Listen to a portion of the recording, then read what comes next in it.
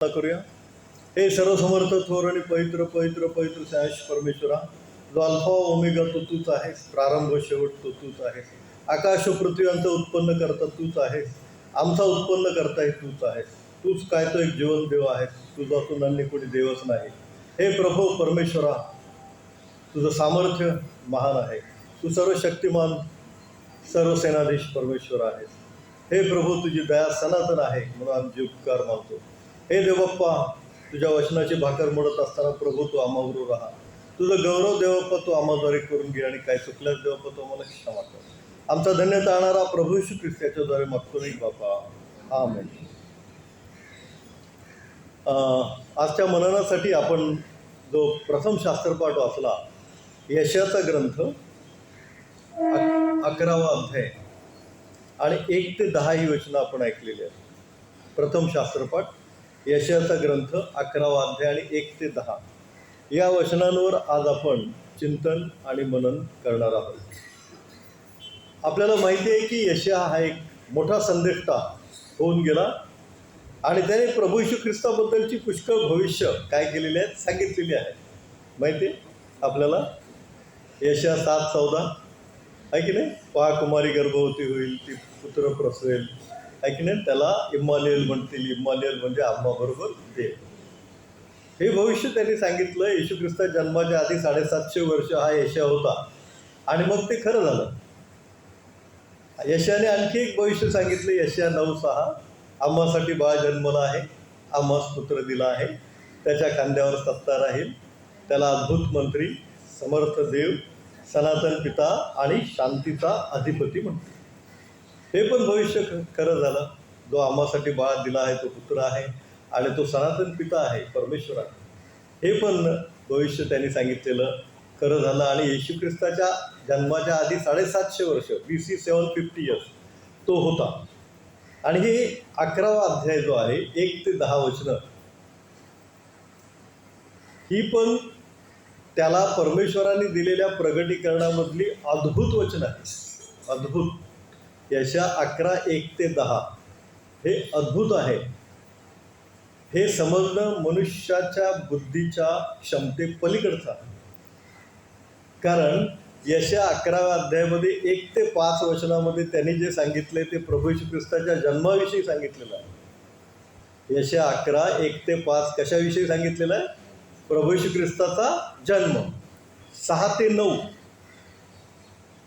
9 मध्ये त्यांनी सांगितले प्रभू येशू ख्रिस्ताचं दुसरं येणं.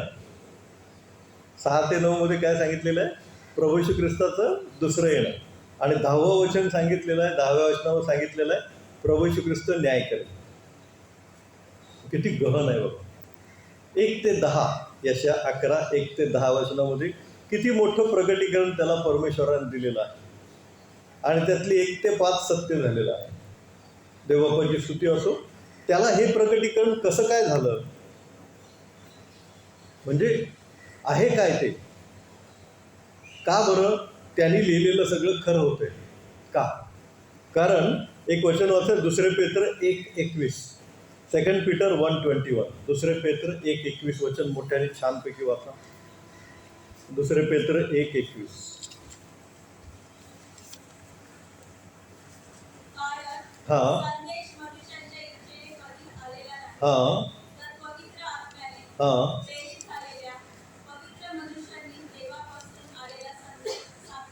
हां देवबापाची स्तुती असो. हा जो संदेश आहे तो मनुष्याच्या इच्छेने झालेला नाही. म्हणजे यशाने दिलेला संदेश, भविष्यवक्त्यांनी दिलेला संदेश, त्यांनी लिहिलेला संदेश त्यांच्या इच्छेने नाही दिलेला, तर पवित्र आत्म्याने प्रेरित झालेल्या मनुष्यांनी देवापासून तो सांगितलेला आहे. देवाने त्या संदेष्टांना निवडलं. देवाने त्यांचा पवित्र आत्म्याने जे काही त्यांना प्रगट केलं ते त्यांनी लिहिलेलं आहे आणि म्हणून ते सगळं खरं होतं. आणि जर यशया 11वा अध्याय 1 ते 5 खरं झालं तर 6 ते 10 पण खरं होईल. सिक्वेन्स असा आहे, 1 ते 5 प्रभू येशू ख्रिस्ताचं पहिलं येणं म्हणजे जन्म, 6 ते 9 येशू ख्रिस्ताचं दुसरं येणं आणि 10 येशू ख्रिस्त न्याय करणं. देवबापाची स्तुती असो. आपण पाहूया यशया 11, 1 ते 5 मध्ये पहिलं वचन असं आहे, ईशायाच्या बुंधाला धुमारा फुटेल, त्याच्या मुळातून फुटलेली शाखा फळ देईल. फार सुंदर वचन आहे. ईशाईच्या बुंदाला धुमारा फुटेल, त्याच्या मुळातून फुटलेली शाखा फळ देईल. आता ईशाई कोण? आपण जर रूथचं पुस्तक वाचलं, रूथ आपल्याला सगळ्यांना माहिती आहे की नाही? महिला मंडळामध्ये पण ते तुम्ही करता लिस्ट कॉईन, तेव्हा पण ते कॅरेक्टर असतं रूथ, है ना? छान तुमचं प्रेझेंटेशन होतं. That's good. रूथ बेथलेम या गावामध्ये कुणाच्या शेतात कामाला गेली? बोआजच्या शेतात कामाला गेली. आणि तो श्रीमंत धनवान शेतकरी होता, नाही का? आणि तिचं लग्न कुणाबरोबर झालं? बोआज बरोबर. बरोबर आहे. रूथ आणि बोआज यांना जो मुलगा झाला त्याचं नाव ओबेद. काय नाव? ओबेद. ओबेदला जो मुलगा झाला त्याचं नाव इशाय. इशाय इंग्लिशमध्ये जेस्सी म्हणतात. इशाय. आणि इशायला मुलगा झाला तो दावीद, है ना? रूथ आणि बोआज यांना ओबेद, ओबेदला इशाय, इशायला दावीद. आणि हा काय म्हणतो? इशायच्या बुंधाला काय फुटेल? धुमारा फुटेल. आता बुंधा म्हणजे कापलेलं झाड आणि ते वाळलेलं खोड, वाळलेलं खोड, तो बुंधा. आणि त्याला काय फुटेल? धुमारा फुटेल. मग त्याला काय येईल? पुन्हा संजीवित होईल, किंवा पुन्हा त्याला काय होईल? पालवी येईल. आणि त्याच्या मुळातून फुटलेली शाखा फळ देईल. त्याच्या मुळातून एक शाखा फुटेल आणि त्याला काय मिळेल? फळ मिळेल. देवबापाची स्तुती असते. हे प्रभू येशू ख्रिस्ताच्या जन्माविषयी त्यांनी लिहिलेलं आहे. इशाय, त्याचा पुत्र दावीद, आणि त्याच्यानंतर असं असं असं होईल. बुंधा जो आहे तो कापलेलं स्टाउट आहे, स्टेम. आपल्याला माहिती आहे, दानियल शिकायला जे येतात त्यांनी अभ्यास केलेला आहे. दानियल बायबल स्टडी आपलं चालू आहे. नबुकदनेसर राजांनी BC 605 मध्ये यरुशलेमवर स्वारी केली आणि त्याने पुष्कळ लोकांना मारलं आणि पुष्कळ लोक कैदी करून घेऊन गेला. आणि यरुशलेम नंतर त्याने एकूण 4 स्वाऱ्या केल्या, हे आपण पाहिलेलं आहे. आणि नंतर यरुशलेम कसं पडलेलं आहे? ओसाड. कसं पडलेलं आहे? ओसाड. देवबापाची स्तुती. म्हणजे यरुशलेम जे ओसाड पडलेलं आहे ते काय? ईशायचा बुंधा आहे. तो कट स्टाउट, कापलेलं खोड, आणि ते वाळून गेलेलं खोड आहे. कारण तिथं कोणच नाही आता तिथं कोणच राहत नाही. यरुशलेममध्ये धार्मिक लोक कोणच नाही, देवाचे लोक कोणच नाही आहेत. आणि मग अशी काही वर्ष गेल्यानंतर अचानक त्या बुंधाला काय फुटेल? धुमारा फुटेल. म्हणजे त्याला पालवी येईल आणि त्यातून फुटलेली शाखा काय देईल? फळ देईल. म्हणजे ईशाईच्या घराण्यामध्ये एक जण कोणतरी जन्मेल की जो काय असेल? फळ देणारा. असा आमचा कोणतरी राजांचा राजा, प्रभूंचा प्रभू, तारणारा ख्रिस्त असेल. देवबापाची स्तुती असेल. राजमहालामध्ये दावीद, ईशाईचा पुत्र दावीद, मोठा राजा, तो वैभव संपन्न राजा, तो त्याच्या गंधसुरूच्या महालामध्ये तो बसला होता एकदा त्याच्या सिंहासनावर. आणि मग आपल्याला माहिती आहे की त्याच्याकडे त्याला अधूनमधून भेटायला नाथान संदेष्टा येत असे. नाथान संदेष्टा आला आणि दावीद त्याच्या सिंहासनावर उठला. तो नेहमी संदेष्ट्यांना मान देत असे. राजा जरी असला तरी तो देवाच्या सेवकांना, संदेष्ट्यांना मान देत असे. आणि मग नाथान संदेष्ट्याबरोबर चर्चा करता करता त्याची नजर त्याच्या महालासमोर त्यांनी जो बांधला होता टेंट, तंबू, की ज्या तंबूमध्ये परमेश्वराचा कोश होता, आणि त्या दावीद राजाने त्या तंबूमध्ये 120 जण देवाची गीतं गाणारे ठेवले होते. आपण प्रेझ अँड वर्शिप करतो देवाला संतुष्ट करण्यासाठी, देवाला आनंद देण्यासाठी. कारण देवाला गौरव केलेलं देवाला आवडतं. देवबापाची स्तुती असो. आणि मग त्याने 120 जण तिथे केवळ देवाचा गौरव करण्यासाठी ठेवले होते. आणि तिन्ही शिफ्टमध्ये ते देवाची गीतं गाऊन देवाचा गौरव करत असत. आणि त्यामुळं काय व्हायचं? दाविदाला आशीर्वाद मिळायचा. आता दाविदाने त्यांना ठेवलं होतं, दावीद त्यांना पगार देत होता आणि त्यामुळं ऑटोमॅटिक दावीद राजाला काय मिळायचा? आशीर्वाद मिळाला. आणि मग दावीद राजा जेव्हा जेव्हा युद्धावर जायचा तेव्हा तेव्हा काय व्हायचं? दावीद ते युद्ध जिंकायचा. पलिष्टी असू दे, अमोरी असू दे, हित्ती असू दे, कनानी असू दे, परिज्जी असू दे, अमोरी असू दे, सगळ्या लोकांना त्यांनी हुसकून लावलं. सगळ्या लोकांबरोबर त्यांनी युद्ध केलं. सगळी भरपूर भरपूर भरपूर युद्ध केली आणि सगळीच्या सगळी तो जिंकला. असं एकही युद्ध नाही की जो दावीद हरला. असा एकमेव जगातला राजा की जो सर्व युद्ध जिंकला. आणि तो जिंकून जेव्हा जेव्हा दावीदपूर टाउन ऑफ डेव्हिड मध्ये येत असे, त्याच्या महालामध्ये येत असे, तेव्हा तेव्हा त्याच्या कानावर ते गीतं आली पाहिजे असं त्याचं म्हणणं असायचं. त्याच्या कानावर ते देवाचा गौरव करणारी गीतं आली पाहिजे.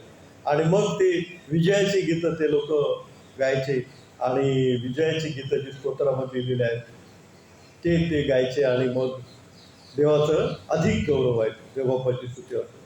तर त्याने पाहिलं की तंबूमध्ये काय आहे? कोश आहे आणि तो राजा मात्र गंधसरूच्या महालात राहत आहे.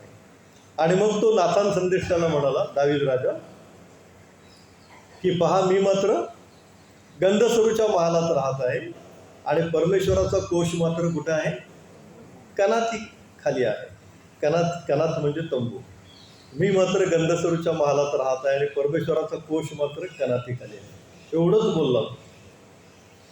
म्हणजे त्याच्या मनात असं होतं की परमेश्वराच्या मंदिरासाठी काहीतरी आपण केलं पाहिजे. नाथान संदेष्टा गेला आणि परमेश्वराने त्याला सांगितलं, जा दावीद राजाला सांग की पृथ्वीवर जे थोर राजे केलेत त्यापैकी मी तुला करेन. पृथ्वीवर तुझं नाव मी थोर करेन. एक केवळ मनामध्ये आलेला विचार की देवाच्या मंदिरासाठी मी काहीतरी करेन, या विचाराप्रित्यर्थ परमेश्वराने त्याला इतका मोठा आशीर्वाद दिला की पृथ्वीवर तुझं नाव मी थोर करेन. आणि याबरोबर आणखी काही आशीर्वाद जोडले. जे आशीर्वाद जोडले ते प्रभू येशू ख्रिस्ताशी कनेक्टेड आहेत. तू ते मंदिर बांधणार नाहीस, पण तुझा पुत्र ते बांधेल, कारण तू फार रक्तपात केलेला आहे. आणि तुझं राज्य जे आहे ते मी निरंतर स्थापित, तुझं राज्य मी काय करेन? निरंतर स्थापित. असा आशीर्वाद जेव्हा दाविदाला मिळाला की तुझं राज्य मी निरंतर स्थापित, तेव्हा त्याला कळालं की दाविदाच्या घराण्यामध्ये, दाविदाच्या वंशामध्ये तो देवाचा पुत्र जन्मणार, तो ख्रिस्त प्रभू येशू जन्मणार आणि त्याचं राज्य, तो देवाचा पुत्र, त्याचं राज्य परमेश्वर निरंतरच स्थापणार. हे दाविदाला कळालं. हे दाविदाला देवाने प्रगट केलं. तुझं राज्य मी निरंतरच स्थापित. म्हणजे त्याच्या वंशामध्ये, त्याच्या कुळामध्ये कोणतरी एक जण येणार आहे. दावीद तो येशू ख्रिस्ताच्या आधी किती वर्ष होता? 1000 वर्ष.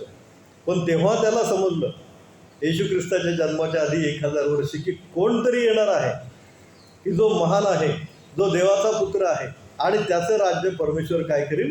निरंतरच स्थापित. आणि म्हणून मग दावीद परमेश्वरापुढे गेला.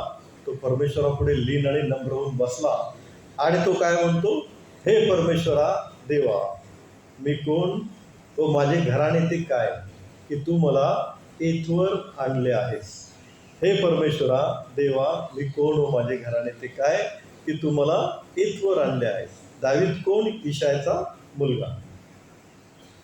आणि यशया काय सांगतो 11:1 मध्ये? इशायच्या बुंधाला धुमार फुटेल. हे प्रभू येशू ख्रिस्ताच्या जन्माविषयी यशयाने केलेलं भविष्य आहे. आणि ते नंतर दाविदाच्या कुळामध्ये बेथलेम गावामध्ये प्रभू येशू ख्रिस्ताचा जन्म झाला तेव्हा ते पूर्ण झालं. दाविदाचं गाव बेथलेम, इशायचं गाव बेथलेम आणि त्याच दाविदाच्या कुळामध्ये प्रभू येशू ख्रिस्त बेथलेममध्ये जन्मला. देवबापाची स्तुती असो. आत्ता सांगितलं त्याची काही वचनं आपण वाचूया. पहिले इतिहास 17 अध्याय 1 वचन. पहिले इतिहास 17:1.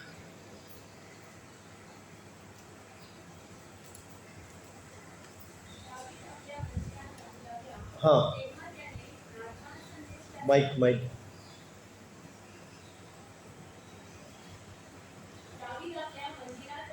हां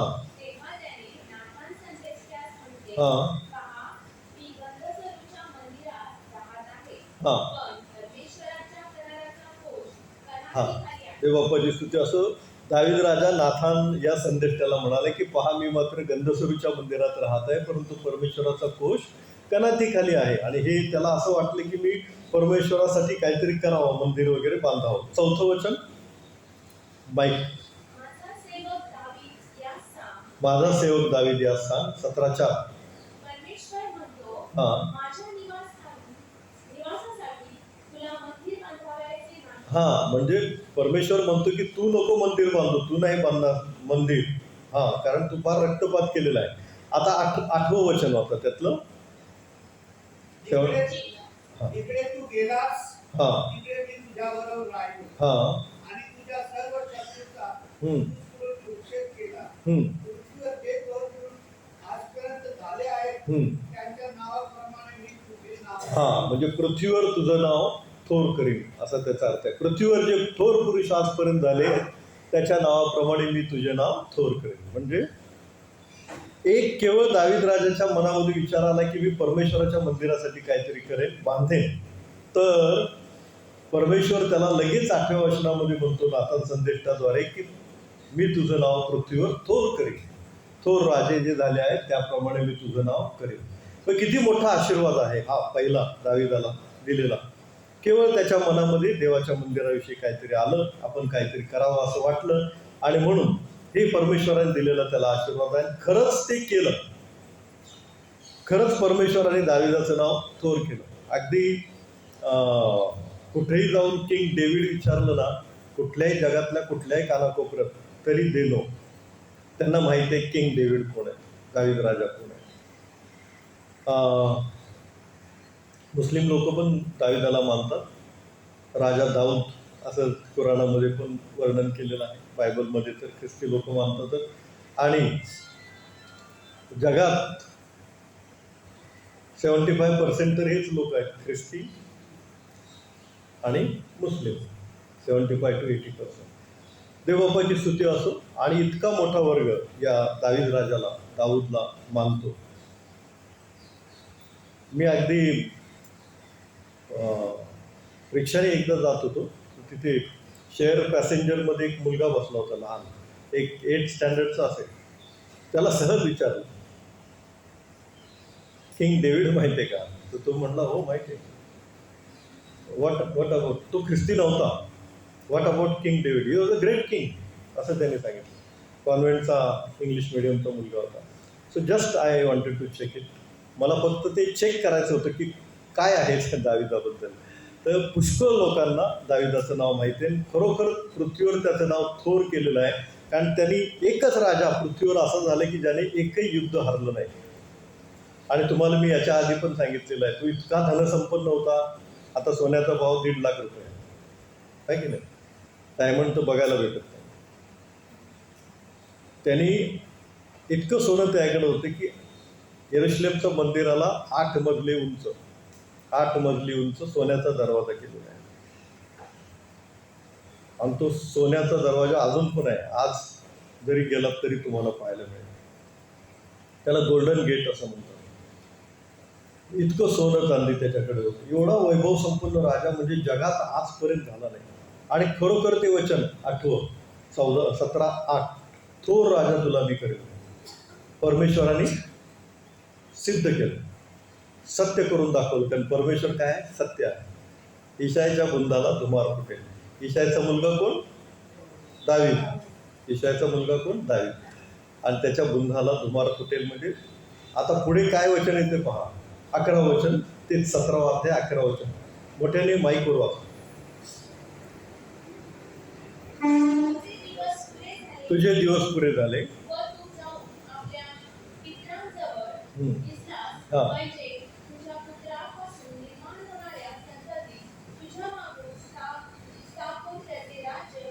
हां, तुझ्या पुत्रापासून येणारी जी संतती आहे त्याचं राज्य मी स्थिर करेन. 14 वचन पुन्हा. मी त्याची निरंतराची स्थापना करेन. हम्म. त्याची या गादी निरंतराची स्थापित होईल. हा, देवबापाची स्तुती असो. निरंतर काय करेल? त्या राज्याची काय करेल? स्थापना करेल. ते राज्य कसं असेल? निरंतर असेल. ते राज्य तुझ्या पुत्रामध्ये, तुझ्या राज्यामध्ये कुणात तरी राज्य मी असं स्थापिल की त्याचं राज्य कसं असेल? निरंतरच असेल. आणि दाविदाला खूप आनंद वाटला आणि त्याने पुष्कळ वेळा देवाचा गौरव केलेला आहे. देवा पुढे बोलून पण दाखवलेलं आहे, दाविदाने पण आणि नंतर शलोमोनाने पण. तर 16वा अध्याय 17 वचन होता, पहिले इतिहास 16-17.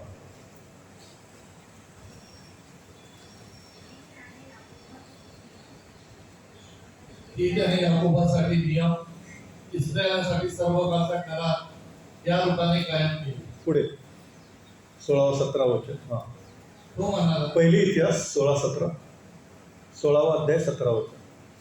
की त्याने याकोबासाठी नियम, इस्रायलासाठी सर्व काळचा हा. करार या रूपाने कायम केली.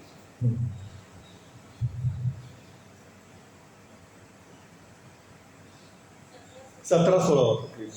पहिली इतिहास 17-16. मग दावीद राजा हा आज जाऊन परमेश्वरासमोर बसून म्हणाला, हा. हे परमेश्वरा देवा, हम्म. मी कोण व माझे घराणे ते काय, की तू मला येथवर आणले आहे. हा, बघा 17वा अध्याय आपण बघतो. पहिल्या वचनामध्ये त्याने मंदिर बांधायचं ठरवलं. 4थ्या वचनामध्ये त्याला सांगितलं की तू नाही मंदिर बांधणार. 8व्या वचनामध्ये त्याला सांगितले की तुझं पृथ्वीवर नाव मी थोर करेन. 11व्या वचनामध्ये त्याला सांगितलं की तुझ्या पुत्रापासून एक राज्य निर्माण होईल. आणि 14व्या वचनामध्ये सांगितलं त्याची निरंतरची मी स्थापना करीन. आणि 17वा अध्याय 16व्या वचनामध्ये लगेच दावीद परमेश्वरापुढे जाऊन म्हणाला, बसला आणि म्हणाला, हे परमेश्वरा देवा, मी कोण, माझे घराणे ते काय, की तू मला येथवर आणले आहेस. मी कुठला, मी कोण? मी तर मेंढर राखणारा माणूस. पण तू मला येथवर आणले आहेस, की तू मला राजा तर केलंसच, परंतु माझ्या वंशामध्ये, घराण्यामध्ये तू तुझा पुत्र देणार आहेस, की ज्याचं काय होईल? निरंतरचे राज्य असेल. स्थापना त्याच्या राज्याची कशी असेल? निरंतर असेल. म्हणून तो म्हणतो, हे परमेश्वरा देवा, मी कोण, तो माझे घराणे ते काय, की तू मला येथवर आणले आहेस. आणि हे दाविदाने ओळखले की प्रभू येशू ख्रिस्त येणार आहे आणि त्याचं राज्य निरंतरच स्थापणार आहे. परमेश्वर त्या पुत्राचं राज्य निरंतरच स्थापणार आहे. आणि म्हणून तो स्तोत्र 110:1 मध्ये त्याला काय म्हणतो? प्रभू. काय म्हणतो? प्रभू. स्तोत्र 110:1 वाचा. स्तोत्र 110:1.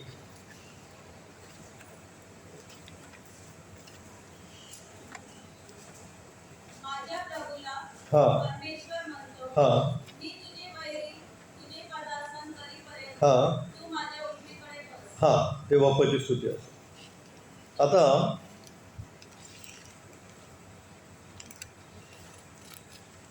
स्तोत्र 110 तिथे लिहिलंय. कोणी लिहिलेलं स्तोत्र आहे? ते दाविदाचं स्तोत्र आहे. बरोबर. देवबापाची स्तुती असो. माझ्या प्रभूला परमेश्वर म्हणतो, मी तुझे वैरी तुझे पदासन करेपर्यंत तू माझ्या उजवीकडे बस. माझ्या प्रभूला परमेश्वर म्हणतो. दाविदाला कळून आलं की जो येणार आहे तो देवाचा पुत्र आहे आणि त्याला मी काय म्हटलं पाहिजे? प्रभू म्हटलं पाहिजे. काय म्हटलं पाहिजे? प्रभू. कारण तो देवाचा पुत्र आहे. हे दाविदाला देवाने काय केलं? प्रगट केलं. आणि म्हणून येशू ख्रिस्त पण याचा संदर्भ देतो. ख्रिस्त कोण आहे? लोक म्हणतात दाविदाचा पुत्र. मग येशू ख्रिस्त त्यांना बुचकळ्यात पडतो. मग दावीद त्याला प्रभू कसा काय म्हणतो? दावीद त्याला प्रभू कसा काय म्हणतो? लूक 20:41. लूक 20:41 ते 44. त्यावर त्याने त्यांना म्हटले, हा. ख्रिस्त दाविदाचा पुत्र आहे. हा. असे कसे म्हणतात? हा. कारण दावीद स्वतः स्तोत्रांच्या पुस्तकात म्हणतो, हा. परमेश्वराने माझ्या प्रभूला सांगितले, हा. मी तुझ्या शत्रूंचे तुझ्या पायांसाठी आसन करीपर्यंत तू माझ्या उजवीकडे बस. हा. दावीद त्याला प्रभू म्हणतो. हा. मग तो त्याचा पुत्र बसा. हा. देवबापाची स्तुती असते. तर दाविदाने स्वतः जर प्रभू म्हटलेला आहे त्याच्या पुत्राला, म्हणजे तर तो त्याचा पुत्र कसा, म्हणजे वंशावळीमध्ये जरी जन्मलेला असला तरी येशू ख्रिस्त कोण आहे? देवाचा पुत्र आहे. आणि त्याला दाविदाचा पुत्र असंही म्हणत असत, कारण आंधळा भरतीमय काय ओरडला? आहो दाविदाचे पुत्र, मग वर दया करा. आणि मग येशू ख्रिस्त थांबला, कारण त्याने विश्वास ठेवला होता की हा दाविदाचा पुत्र जो आहे तोच कोण आहे? देवाचा पुत्र आहे. आणि त्याच्याद्वारे काय आहे? तारण आहे. तोच अद्भुत कृत्य करतो. आणि म्हणून त्याने त्याला हाक मारली आणि प्रभू श्री ख्रिस्ताने त्याला बरं केलं, त्याला दृष्टी दिली. आपण किती अध्यायात होतो? यशायाच्या 11वा अध्याय. थँक्यू, उत्तर दिलं तुम्ही. अभ्यासू आहात म्हणून म्हणलं जरा डिटेलमध्ये घेऊया. हा, कारण कठीण आहे हा विषय. यशया 11वा अध्याय, पहिलं वचन. ईशायाच्या बुंदाला धुमार फुटेल, त्यामधून त्याच्या मुळातून फुटलेली शाखा फळ देईल. म्हणजे अगदी वाळलेलं खोड झालं होतं ते ईशायाचं, त्याचं घराणं अगदी त्याचं पूर्ण संपलं होतं. आणि सगळे लोक बंदिवान करून गेले होते. बाबेल म्हणजे, बायबलच्या स्टडीवाल्यांनी सांगा, बाबेल म्हणजे कुठला देश? सध्याचा इराक. इराक जो सद्दाम हुसेनचा होता, नाही का? बाबेल म्हणजे इराक. तर त्या इराक देशाला त्यांनी नेलं, बाबेलमध्ये नेलं. आणि मग सगळीकडे सुनसान स्मशान शांतता त्या यरूशलेममध्ये पसरली. परंतु एक दिवस असा आला की त्याच बेथलेममध्ये प्रभू श्री ख्रिस्ताचा काय झाला? जन्म झाला. आणि त्याने अद्भुत चमत्कार केले. 38 वर्षात दुखणे केलेला बरं केलं, आंधळ्यांना दृष्टी दिली. ते त्याने पुढे लिहिलेलं आहे. दुसरं वचन, यशया 11:2. परमेश्वराचा आत्मा, सुज्ञानाचा व समंजसपणाचा आत्मा, सुसंकल्पाचा व सामर्थ्याचा आत्मा, परमेश्वराच्या ज्ञानाचा व भयाचा आत्मा त्याजवळ राहील. परमेश्वराचे भय त्याला सुगंधमय करेल. तो डोळ्यांनी पाहिल तेवढ्यावरून न्याय करणार नाही, कानांनी ऐकेल तेवढ्यावरून नुसतं निर्णय करणार नाही, तर तो दुबळ्यांचा न्याय यथार्थतेने करेल. पृथ्वीवरील दिनांचा वादाचा यथार्थ निर्णय करेल. तो आपल्या मुखरूप वेत्राने पृथ्वीस ताडण करेल. आपल्या मुखाच्या फुंकराने दुर्जनांचा संहार करेल. धार्मिकता त्याचे वेष्टन व सत्यता त्याचा कमरबंद होईल. आणि म्हणून तो प्रभू श्री ख्रिस्त म्हणतो, मार्ग, सत्य व जीवन मीच आहे. जो त्याच्याद्वारे येतो त्याच्याशिवाय कोणीही पित्याजवळ जात नाही. ओके, देवबापाची स्तुती. असं योहान 14:6 प्रभूशीने म्हटले, मार्ग, सत्य व जीवन मीच आहे, माझ्याद्वारे आल्यापासून कोणीही पित्याजवळ जात नाही. तर प्रभू श्री ख्रिस्त त्याला ज्ञानाचा आत्मा आहे. आणि म्हणून सगळं बायबल त्याचं तोंडपाठ आहे. त्याच्यावर भयाचा आत्मा आहे, तो परमेश्वराचं भय मानून राहतो. त्याच्यामध्ये सामर्थ्याचा आत्मा आहे आणि त्यामुळे तो अद्भुत चिन्ह चमत्कार करत असे. मेलेल्यांना पण त्यांनी उठवलं येशू ख्रिस्ताने. बायबलमध्ये नोंद आहे, असे 3 मेलेल्यातून उठवले. कोण? लाझरस. दुसरं विधवेचा मुलगा. आणि तिसरं याईराची कन्या. देवबापाची स्तुती होती. याईराची कन्या. 3घांना मेलेल्यातून उठवलं. मग कल्पना करा किती आनंद झाला असेल त्यांच्या घरात. त्यांना अंधारात बसलेल्यांनी मोठा प्रकाश पाहिला आहे. देवबापाची स्तुती होती. तर हे लोक अंधारात होते, चाचपडत होते. पक्षघाती लोक बरे होत होते, कुष्ठरोगी लोक बरे होत होते, त्याच्या केवळ स्पर्शाने बरं होत होते, त्याच्या शब्दांनी बरे होत होते. मेलेले पण त्यांनी उठवले आणि त्यांनी सिद्ध करून दाखवले की त्याच्यामध्ये कसला आहे? परमेश्वराचा आत्मा आहे, परमेश्वराचं सामर्थ्य त्याच्यामध्ये आहे. आणि हे यशायाने 11वा अध्याय 1 ते 5 मध्ये लिहिलेलं आहे. आणि ती यशायाने लिहिल्यानंतर प्रभू श्री ख्रिस्ताच्या जन्मामध्ये आणि त्याच्या कार्यामध्ये सगळं पूर्ण झालं. काय झालं? पूर्ण झालं. देवबापाची स्तुती असो. आणि का पूर्ण झालं हे पण आपण पाहिलं की 2 पत्र 1 अध्याय 21 वचन, की त्याच्यामध्ये पवित्र आत्मा, देवाच्या आत्म्याने त्याला सांगितलं आणि म्हणून त्याने ते लिहिलेलं आहे. आणि ते सगळं कितीतरी वर्षानंतर, 750 वर्षानंतर काय झालेलं आहे? पूर्ण झालेलं आहे. ईशायाच्या बुंदाला धुमार फुटेल, म्हणजे ईशाचा मुलगा दाविदाच्याच कुळामध्ये प्रभू श्री ख्रिस्त जन्मणार. तो जन्मला, त्याच्यामध्ये परमेश्वराचा आत्मा संचार करत होता. त्या आत्म्याद्वारे त्याने पुष्कळ कार्य केली. 1 ते 5 यशया 11 1 ते 5 त्यामध्ये प्रभू श्री ख्रिस्ताच्या पहिल्या येण्याविषयी सांगितलेलं आहे. आता नंतर मी काय सांगितलं होतं? 6 ते 9. थँक्यू. 6 ते 9 त्याचं दुसरं येणं आहे. 6वं वचन, लांडगा कोकराजवळ राहील, चित्ता कर्णाजवळ बसेल. हे स्वर्गीय राज्य आहे प्रभू श्री कृष्णाचं.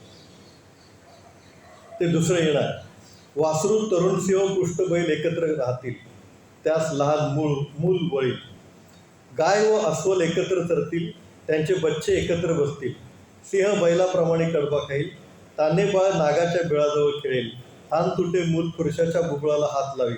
माझ्या सगळ्या पवित्र डोंगरावर ती उपद्रव देणार नाहीत व नासधूस करणार नाहीत, कारण सागर जसा जलपूर्ण आहे तशी परमेश्वराच्या ज्ञानाने पृथ्वी परिपूर्ण होईल. पृथ्वी परिपूर्ण होईल. स्वर्गीय राज्य कसं असेल त्याविषयी आणि प्रभू श्री ख्रिस्ताचं दुसरं येणं कसं असेल त्याविषयी हा यशया 11:6-9 मध्ये सांगतो की त्या स्वर्गीय राज्यामध्ये जे येशू ख्रिस्ताचं राज्य आहे, लांडगा कोकराजवळ राहील, चित्ता कर्णाजवळ बसेल. आता बघा, इकडे चित्त्याने बघितलं करडू बकरी तर लगेच झेप घालून त्याला संपवायचाच प्रयत्न करतो, नाही का?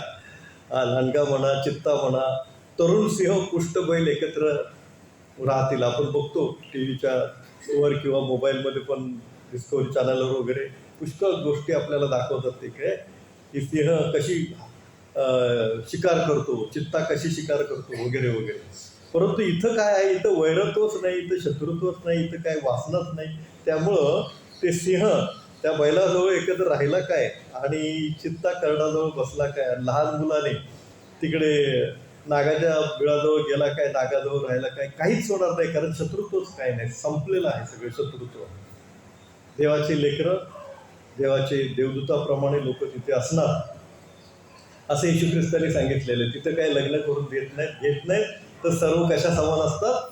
देवदूता समान असतं.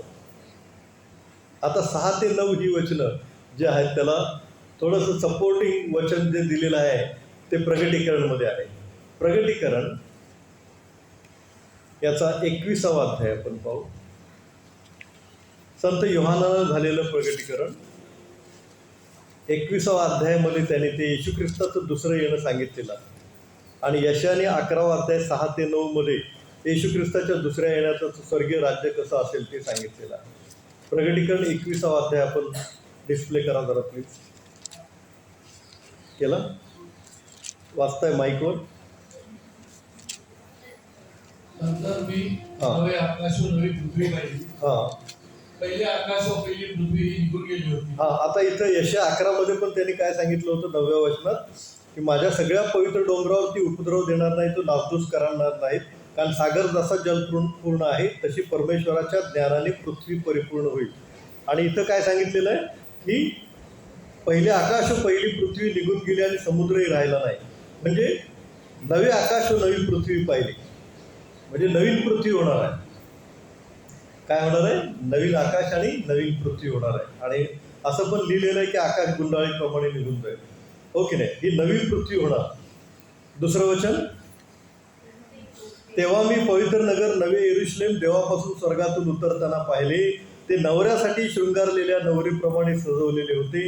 आणि मी राजास्थानातून आलेली मोठी वाणी ऐकली. ती म्हणाली, पहा, देवाचा मंडप मनुष्याजवळ आहे, त्याचबरोबर देव आपली वस्ती करील. ते त्याचे लोक होतील आणि देव स्वतः त्याचबरोबर राहील. किती सुंदर वचन आहे. देव स्वतः आपल्याबरोबर राहील. नवे आकाश असेल, नवी पृथ्वी असेल आणि नवी यरूशलेम असेल. 3 नवी नावं दिलेली आहेत ना? बघितलं का तुम्ही? नवे आकाश पहिल्या वचनामध्ये, नवी पृथ्वी आणि दुसऱ्या वचनामध्ये नवे यरूशलेम. हे 3 स्वर्ग असतील, नाही का? हे काय असतील? 3 स्वर्ग. आणि संत पौलाला परमेश्वर 3ऱ्या स्वर्गापर्यंत घेऊन गेला असं लिहिलेलं आहे ना? 3ऱ्या स्वर्गापर्यंत. हे 3 स्वर्ग आहेत. देवबापाची स्तुती असो. तो त्यांच्या डोळ्याचे सर्व अश्रू पुसून टाकील. यापुढे मरण हे नाही, शोक, रडणे व कष्ट हेही नाहीत, कारण पहिले ते होऊन गेले. तेव्हा राजासनावर बसलेला म्हणाला, पहा, मी सर्व नवे करतो. तो म्हणाला, लिही, कारण ही वचने विश्वसनीय व सत्य आहेत. तो मला म्हणाला, त्याप्रमाणे होऊन गेले आहे. मी अल्फा व ओमेगा, प्रारंभ शेवट आहे. मी ताणलेल्यांना जीवनी झऱ्याचे पाणी फुकट देईन. जो कोणी विजय मिळवतो त्याला ह्या गोष्टी वारशाने मिळतील. जो प्रारंभ शेवट तो कोण आहे? प्रभू येशू ख्रिस्त. तो येणार आहे. म्हणजे यशाने 11:6 ते 9 मध्ये येशू ख्रिस्ताचं काय केलेलं आहे? दुसऱ्या येण्याचं वर्णन केलेलं आहे. आणि ते स्वर्गीय राज्याचं वर्णन कसं आहे? सुंदर, शृंगारलेल्या नवरीप्रमाणे आहे की नाही? शृंगारलेली नवरी फार सुंदर दिसतं आहे की नाही. ते तुम्हाला माहिती आहे ब्युटी पार्लर वगैरे ते येतात आणि ती हेअरस्टाईल वगैरे इतकी छान करतात काय बोलायची सोय नाही. म्हणजे माझाच अनुभव सांगतो. आमची मुलगी मर्सी, मोठी मुलगी, तर तिचं एंगेजमेंट होती, आम्ही गावाकडे केली होती. बाहेर टेंट वगैरे केला होता आणि टेंटमध्ये मी उभा होतो. ते काय त्यांचं मेकअप काय संपतच नव्हता लवकर त्यामुळं आम्ही थांबलो. पाळत लोक पण होते, नवरा मुलगा पण येऊन बसला होता स्टेजवर. आणि मर्सी आमची आली घरातून. स्टेजवर चढताना मी त्याला बघितलं तर मीच ओळखलं नाही, एवढी सुंदर ती दिसत होती, फार सुंदर. म्हणजे हेअरस्टाईल पण तिची अशी काय केली होती इकडे, अरे बापरे. आणि चेहरा वगैरे तिने कधीच मेकअप त्याच्या आधी केला नव्हता मला वाटतं.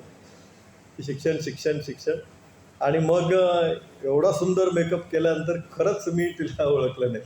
मी पण आश्चर्यचकित झालो की so beautiful she was looking at that time. तर शृंगारलेली नवरी म्हणजे ते हेअरस्टाईल पण छान करतात, चेहरा पण छान सजवतात आणि आपलं रूप अतिशय सुंदर त्यावेळेला दिसतं. तसं शृंगारलेल्या नवरीप्रमाणे हे सुंदर यरुशलेम उतरत आहे. ते सोन्याचे रस्ते तर तिथे आहेतच.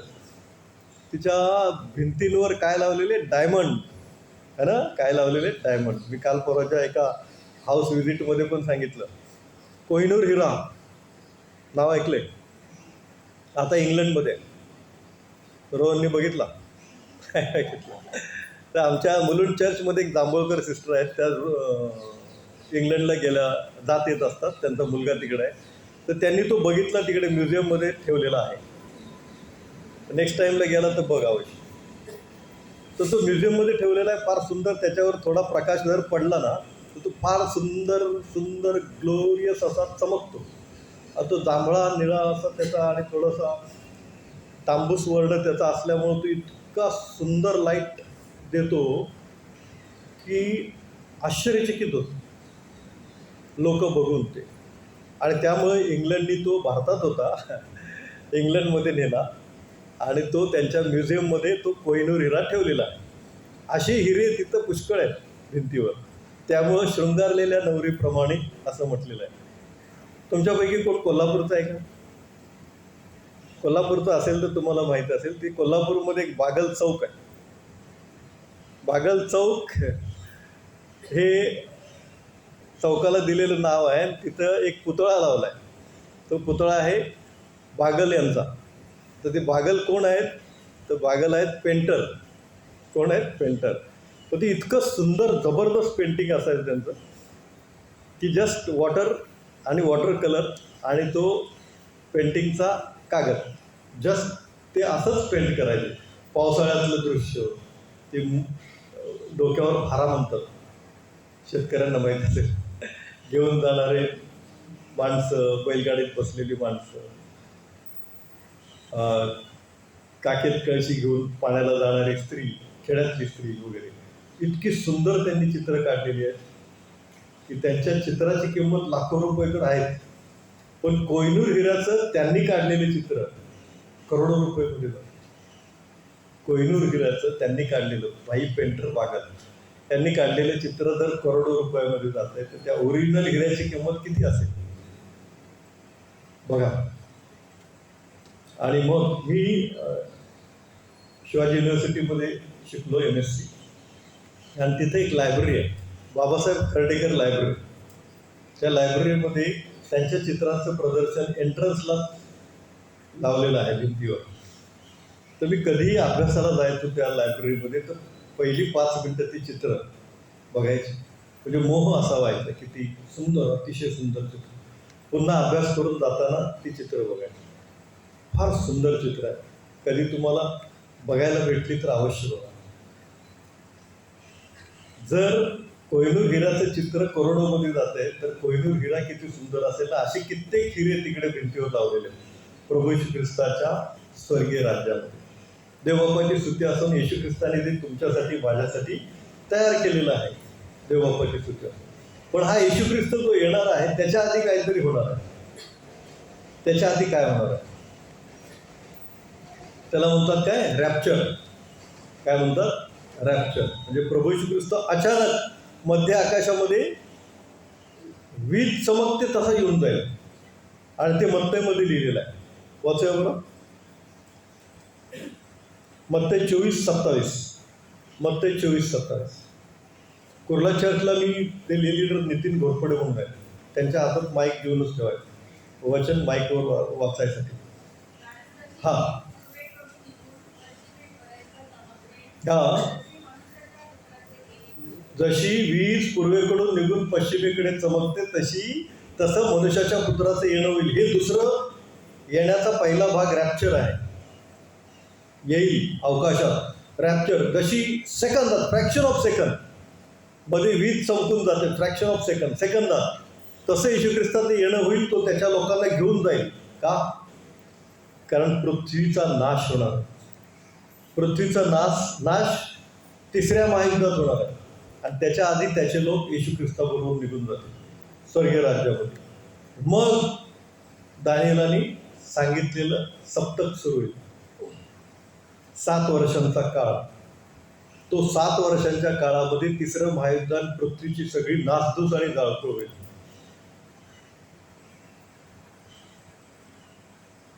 वेळ जास्त होतोय म्हणून मी दानिएलामध्ये आता जात नाही. तर येशू ख्रिस्त त्याच्या लोकांना घेऊन जाईल आणि 7 वर्षानंतर तो पुन्हा त्याच्या वैभवाने येईल. ते यशायाने सांगितलेले 11:6-9 ते स्वर्गीय राज्य असेल. आणि 10वं वचन राहिलं ते आपण घेऊया. त्या समयी असे होईल की राष्ट्रांकरता ध्वजवत उभारलेल्या ईशायाच्या धुमाऱ्याला राष्ट्रे शरण येतील. त्याचे निवासस्थान गौरवयुक्त होईल. ईशायाचा जो धुमार आहे ना, येशू ख्रिस्त, त्याला सर्व राष्ट्र शरण येतील. ते वचन सत्य होईल. सर्व राष्ट्र शरण येतील म्हणजे येशू ख्रिस्त न्याय करणार आहे. आणि प्रकटीकरणमध्ये दिलेलं आहे की ते एक श्वेत सिंहासन, पांढरं सिंहासन आहे, त्याच्यावर बसून तो न्याय करणार आहे. आणि प्रत्येक गुडघा त्याच्या नावाने टेकेल आणि प्रत्येक जीभ येशू प्रभू आहे असं कबूल करेल. आणि मग त्यांना नरकात टाकण्यात येईल. कारण न्याय असेल तो, आणि तो येशू ख्रिस्ताचा न्याय असेल. त्यामुळे जो कोणी येशू ख्रिस्तावर विश्वास ठेवणार नाही तो त्या न्यायाच्या दिवशी, एक शब्द वापरलाय, अग्नीमध्ये भस्म होणाऱ्या धसकट हा शब्द वापरलाय. धसकट. जर तुम्हाला शेतकरी असतील तर तुम्हाला माहिती, भाताचं तांदूळ काढल्यानंतर जे उरतंय भुसा, त्याला धसकट म्हणतात. आणि धसकट हा शब्द बायबलमध्ये आलेला आहे. धसकटासारखे जळून जातील. आणि ते धसकट फक्त जळण्यास योग्य असते, त्याचा दुसरा काही उपयोग नाही. तसं हे येशू ख्रिस्ताला न मानणारे लोक, येशू ख्रिस्तावर विश्वास न ठेवणारे लोक. एक वचन वाचूया, फिलिप 2:10-11. फिलिप्पीकरास पत्र 2 अध्याय 10-11 वचन.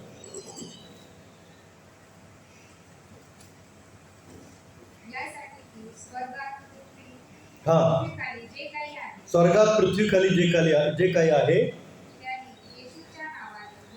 त्याने येशूच्या नावाने गुडघे टेकावे. कधी? आपल्याला वाटते आता शक्य नाही, पृथ्वीवर शक्य नाही, ते मानणारच नाही. सैतान त्यांच्यामध्ये शिरलेला आहे, सैतान आहे त्यांच्यामध्ये, त्यामुळे ते येशूला मानणार नाही. परंतु त्या न्यायाच्या दिवशी काय होईल? स्वर्गात पृथ्वीखाली प्रत्येक गुडघा येशूच्या नावाने टेकला जाईल. कारण का? तेव्हा न्याय असेल, फक्त येशू ख्रिस्त सिंहासनावर बसलेला असेल आणि त्यांना दुसरा काय ऑप्शनच नाही. शेवटची एकदाचे प्रयत्न करून बघावा, हा एकच ऑप्शन आहे त्यांच्यापुढे. आणि मग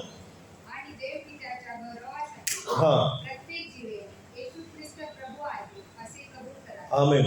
प्रत्येक जीभ कबूल करेल, येशू तूच प्रभू आहेस, तूच ख्रिस्त आहेस, तूच जीवन देव आहेस, तुझं असून आणि कोणी देवच नाही. प्रत्येक जण त्या न्यायाच्या दिवशी काय करेल? कबूल करेल. यशया 11:10, ईशाच्या धुमाऱ्याला राष्ट्रे शरण येतील. प्रत्येक गुडघा त्याच्या नावाने टेकेल, प्रत्येक जीभ येशू प्रभू आहे असं कबूल करेल. जेव्हा तो न्यायासनावर बसेल. प्रकटीकरण 20 अध्याय